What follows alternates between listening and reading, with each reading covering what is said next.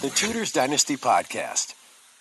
Welcome back to the Tudors Dynasty Podcast, where we dive deep into the lives of historical figures who shaped the course of history.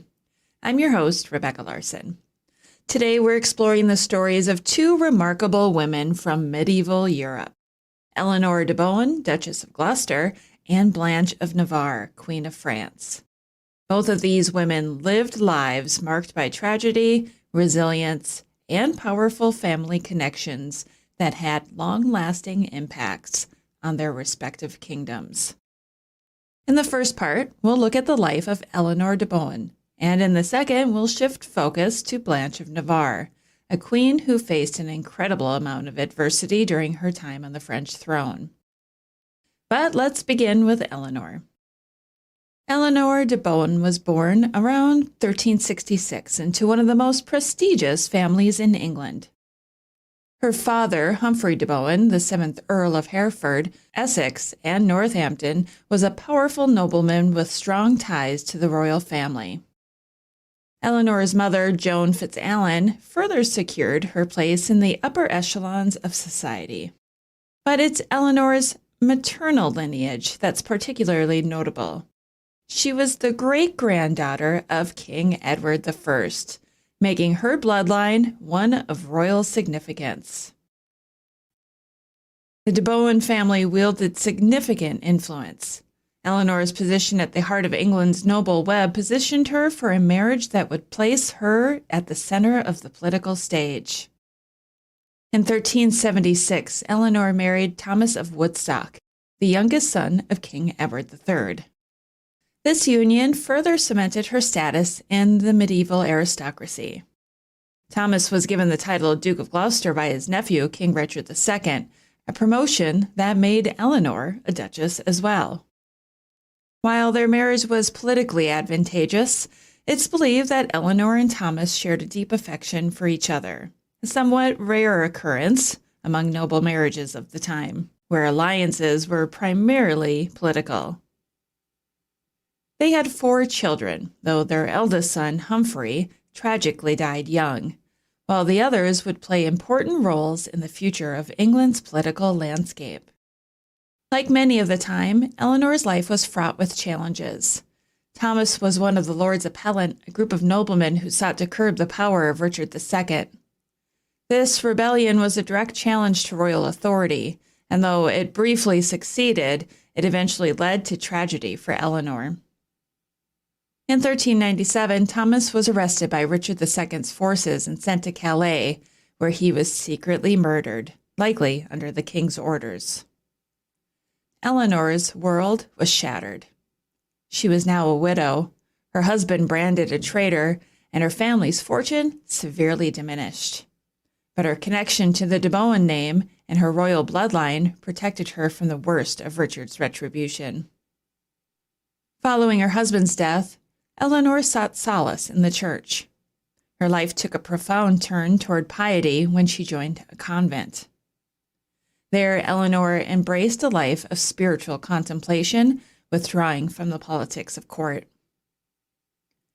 Her decision to join a convent wasn't unusual for widows of noble birth, but it reflects Eleanor's deep sense of loss and desire for peace after the chaos of her early years. She was likely also influenced by her sister, Mary de Bohun, who had become the wife of Henry Bolingbroke, future King Henry IV. Despite their different paths, both sisters played pivotal roles in shaping the early Lancaster dynasty. Although Eleanor's life might seem to pale in comparison to her more politically prominent contemporaries, her influence is undeniable.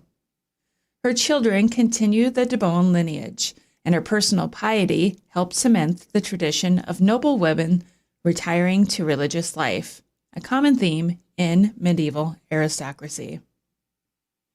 Her role as Duchess of Gloucester, the widow of a powerful figure like Thomas of Woodstock, placed her at the heart of one of England's most volatile periods.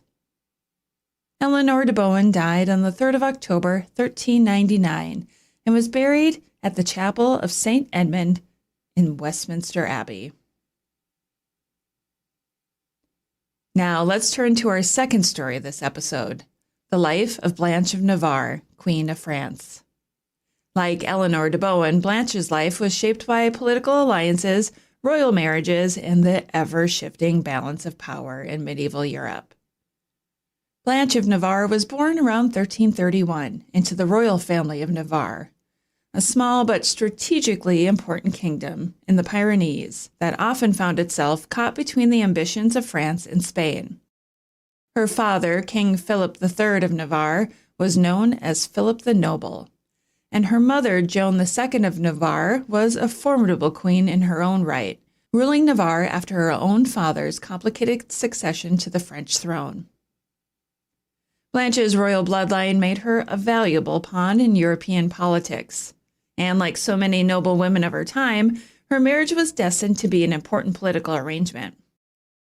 In 1350, Blanche married Charles IV, King of France, at just 19 years old, becoming his third queen consort.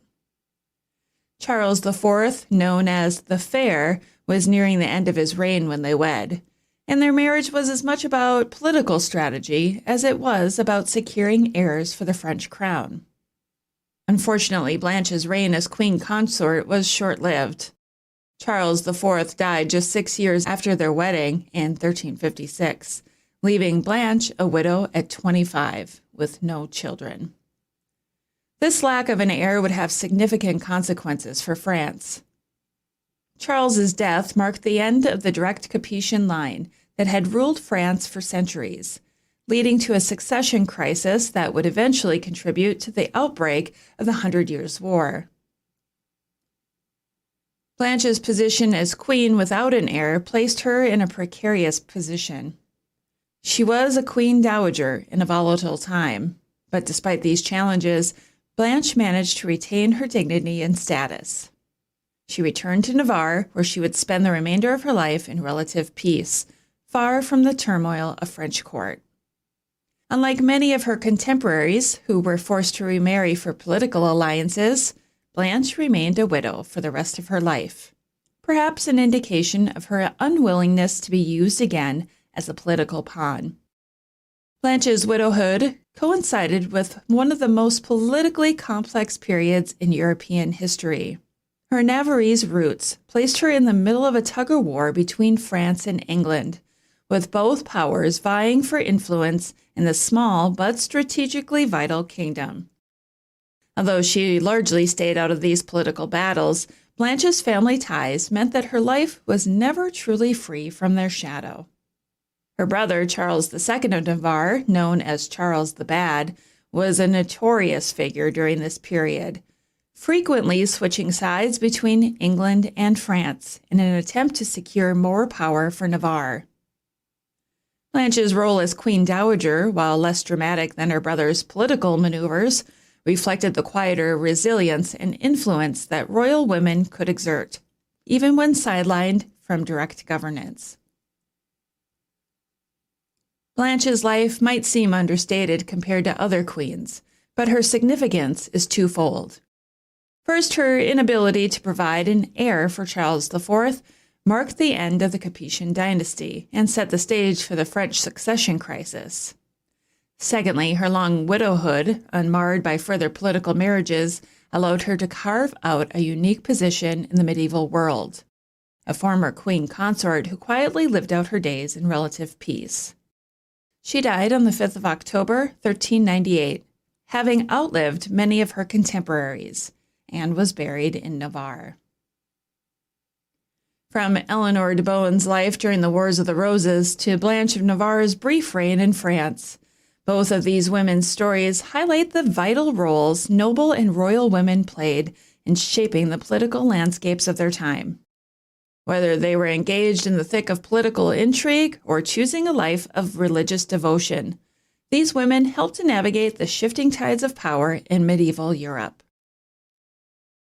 Thank you for joining me for this episode of the Tudors Dynasty podcast. I hope you've enjoyed learning about Eleanor de Bohun and Blanche of Navarre. If you enjoy the show and would like to show your support, maybe you're looking for a commercial-free episode, early access, and patron-exclusive content, head on over to Patreon, patreon.com/TudorsDynasty patreon.com/tutorsdynasty and consider becoming a patron. For as little as $3 a month, you can show your support. Thanks for listening. You can follow me on social media as @tutorsdynasty and visit tutorsdynasty.com for more historical content. And be sure to check out my new shop for the holidays. See you next week. The Tudors Dynasty Podcast.